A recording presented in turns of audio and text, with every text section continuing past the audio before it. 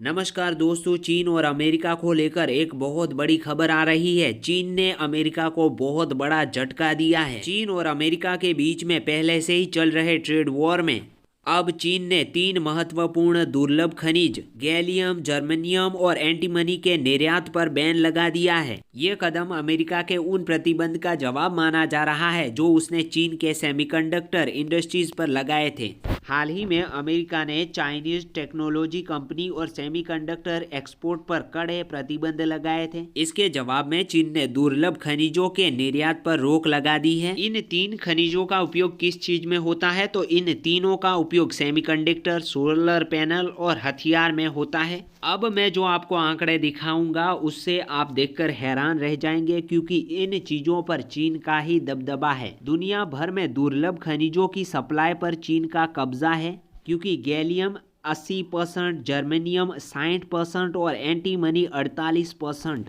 चीन ही सप्लाई करता है। इन चीजों पर चीन की बहुत मजबूत पकड़ है। इन खनिजों की सप्लाई पर चीन का ही नियंत्रण है। ये खनिज क्यों इतने महत्वपूर्ण है? तो इन खनिजों का इस्तेमाल कई महत्वपूर्ण तकनीकी और रक्षा उपयोग में होता है। गैलियम की बात करें तो वो सेमीकंडक्टर, चिप्स और हाई फ्रीक्वेंसी उपकरण में उपयोग होता है। जर्मेनियम की बात करें तो सोलर पैनल, फाइबर ऑप्टिक्स में उपयोग होता है। एंटीमनी की बात करें तो बुलेट और हथियार निर्माण में होता है। इन खनिजों के बिना आधुनिक इलेक्ट्रॉनिक चीजें, सोलर टेक्नोलॉजी और रक्षा सिस्टम को विकसित करना मुश्किल हो जाएगा। चीन के इस कदम से अमेरिका की सेमीकंडक्टर और सोलर एनर्जी इंडस्ट्रीज को बड़ा झटका लग सकता है। सेमीकंडक्टर को नया भंडार माना जा रहा है, क्योंकि यह हर तकनीकी चीज में उपयोग की जाती है और हर तकनीकी प्रोडक्ट की रीढ़ है। चाहे वो स्मार्टफोन हो, लैपटॉप हो या फिर आने वाले समय में हम सब इलेक्ट्रिक गाड़ियां यूज करने वाले हैं और इसमें भी उपयोग होता है। अब इस बैन के पीछे चीन ने क्या कहा है? चीन के कॉमर्स मिनिस्टर का कहना है कि